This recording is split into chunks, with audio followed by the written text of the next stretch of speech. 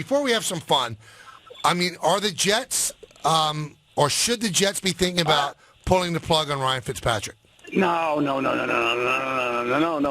Look, yesterday, even the plays that the Seahawks made, Seahawks obviously going to be one of the elite teams in the league. Jets want to be. And to me, I know it was hard to handle, but just I'm not invested the way Jet fans are. I thought the Jets played well. I thought that they made some critical errors on it. But the plays that were made, the defense was there. They're going to be okay. And Ryan Fitzpatrick will not be the problem. He won't continue to be the problem. He's got too much history behind him. He's got too much ability to make the changes. Wait. His history's not that great, Steve. I'm just saying as far as just make the corrections so he's not in the way. I'm not saying he's going to take you to the Super Bowl. I'm saying he can make the adjustments so he's not in the way. So he's not the reason that you kind of, Jets are losing Fitzpatrick. I mean, that's where he can get out of that narrative, right? And just allow this team to be as good as they can be. I think they've got a good nucleus, offensive defensive line. Defense, I think, is better than they've played. I think that they'll come around. I think there's things to be hopeful for, is my point, and that Ryan Fitzpatrick will not continue to be in the narrative of why they lost. But if he does continue through Pittsburgh, through Arizona, you're 1-5. At that point, do you say, well, we're not going to get Fitzpatrick from 2015. We're not going anywhere. Let's give somebody else a go here.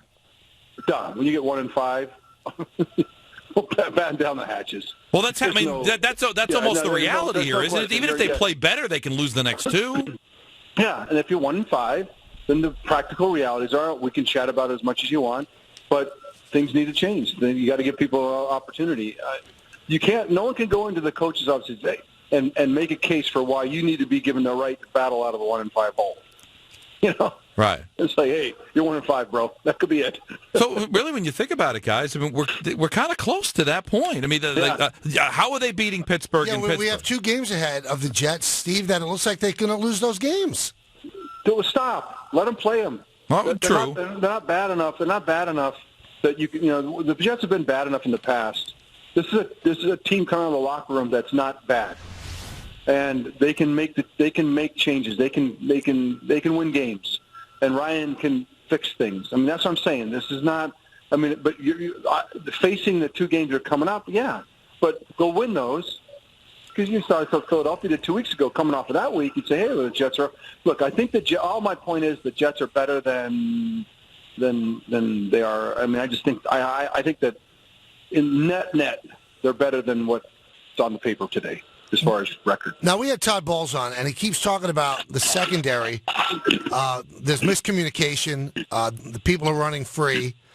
And, not that we need to point a finger at anybody, Steve, but if you've got the talent and there are mental mistakes, doesn't that point directly at the coaching staff? Absolutely. 100%. No question about it. So what do you do? He's got to be the head coach can't be the reason that you're not performing, or else he's on the hook too, right? So everybody's on the hook right now. And I guess my point is I believe in Todd Bowles to be able to get off the hook. I believe in Ryan Fitzpatrick to get off the hook. I believe this team can get off the hook. That's just what I watched yesterday. It's not a bad team. So that's it. So now, but there's nothing that you're saying that doesn't. People are on the hook right now. No question. Go lose the next 2. Go 1-5. Like I told you, 1-5. Everybody's, no holds barred. Can you make a case for the Giants winning tonight? Yeah. I mean, this is a team that the Vikings that, if you think about how they play defense, they come up with all kinds of crazy scheme-looking things, and then they rush 4. They want to throw you off. And then they bring 4 pretty dynamic guys, and then they try to play defense from the line of scrimmage, essentially. So an experienced quarterback can take advantage of that. An experienced quarterback who's won a couple of Super Bowls can take advantage of that. I think you guys got one. Now, can you be? How many times have I wanted to shake Eli and go, Eli, focus. This is the game. You really batten down the hatches every series. But he's going to just keep pedaling. Like Forrest Gump across the country. Like, I'm just going to keep pedaling, and things are going to happen. And I just hope that he can use his demeanor, which is very mellow to see through what the Vikings are trying to accomplish. And I think you can gash the Viking defense. There's openings, but they scare you and fluster most. I mean, you talk about, they're going to see, 16 quarterbacks in a season. 12 of them are not experienced or not great, and that defense is going to baffle them. And then there's going to be 4 that, like tonight, when they have the potential to really get gashed. And I hope that Eli has a big game.